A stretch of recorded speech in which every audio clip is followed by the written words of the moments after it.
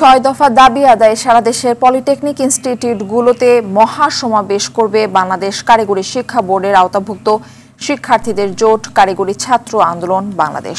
রোববার বেলা ১১টা থেকে সারা দেশের পলিটেকনিক ইনস্টিটিউটগুলোতে একযোগে শান্তিপূর্ণ জেলাভিত্তিক সমাবেশ অনুষ্ঠিত হবে। শনিবার দুপুরে রাইজ ইন রিড কর্মসূচি শেষে এই ঘোষণা দেন শিক্ষার্থীরা। তারা জানান, দেশের প্রতিটি পলিটেকনিক ইনস্টিটিউটে একযোগে এই মহাসমাবেশ অনুষ্ঠিত হবে। এর মাধ্যমে সরকারের উচ্চ পর্যায়ে দৃষ্টি আকর্ষণ করাই তাদের মূল লক্ষ্য।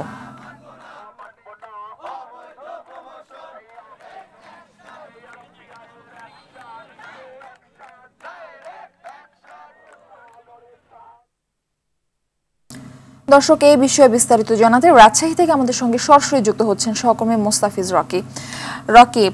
পলিটেকনিক ইনস্টিটিউটের শিক্ষার্থীরা ৬ দফা দাবির একটি প্রস্তাব তুলেছেন এবং সারা দেশেই সেটি পালিত হবে।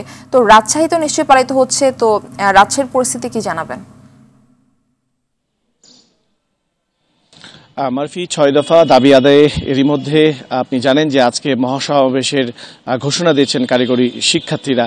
যদিও আজকে এই মহাসমাবেশটি রাজশাহীতে অনুষ্ঠিত হওয়ার কথা রয়েছে বিকেল ৩টার দিকে এবং এই ৩টার দিকে এবং এই কিন্তু এই রাজশাহী যে পলিটেকনিক ইনস্টিটিউট এই যে মহাসমাবেশটি অনুষ্ঠিত হবে সেইখানে কিন্তু আমরা যতটুকু আসলে ছাত্র প্রতিনিধি যারা রয়েছেন এই আন্দোলনের সঙ্গে যারা সম্পৃক্ত তাদের সাথে কথা বলেছি। তারা বলেছেন যে রাজশাহী ছাড়াও রাজশাহীর যে আশেপাশে যে জেলাগুলো রয়েছে অর্থাৎ চাঁপাইনবাবগঞ্জ, নওগাঁ, নাটোর সহ এই যেই সমস্ত পলিটেকনিক এই জেলাগুলোতে রয়েছে সেখান থেকে কিন্তু শিক্ষার্থীরা এই মহাসমাবেশে কিন্তু আজকে যোগ দিবেন এবং সেইখান থেকে কিন্তু আসলে নতুন যে কর্মসূচি সেটি ঘোষণা হতে পারে।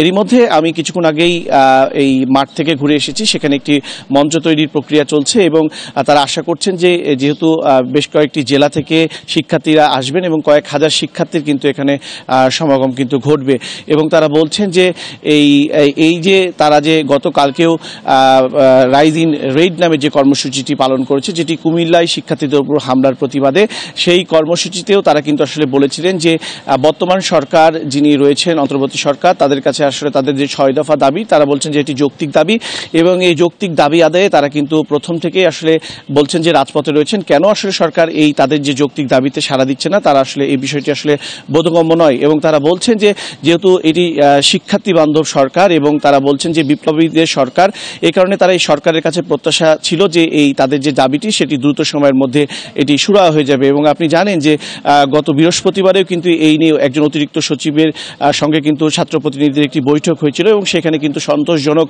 কোনো আসলে সমাধান না হওয়ার পরিপ্রেক্ষিতে তাদের যে আন্দোলন কর্মসূচি সেটি কিন্তু আসলে চালিয়ে যাচ্ছেন এবং আজকে যেহেতু মহাসমাবেশের ঘোষণা দিয়েছে আমরা দেখেছি যে আইন শৃঙ্খলা রক্ষাকারী বাহিনী সকাল থেকে বেশ সতর্ক অবস্থানে রয়েছে এবং তৎপর অবস্থায় রয়েছে এবং শিক্ষার্থীরা বলছেন তাদের যতক্ষণ পর্যন্ত তাদের এই ৬ দফা যৌক্তিক দাবি না মেনে নেওয়া না হচ্ছে ততক্ষণ পর্যন্ত তাদের যে আন্দোলন সেটি তারা চালিয়ে যাবেন এবং আজকে মহাসমাবেশের এই যেটি অনুষ্ঠিত হবে বিকেল ৩টার দিকে সেখানে কিন্তু আসলে কঠোর যে কর্মসূচির ঘোষণা সেটি আসতে পারে।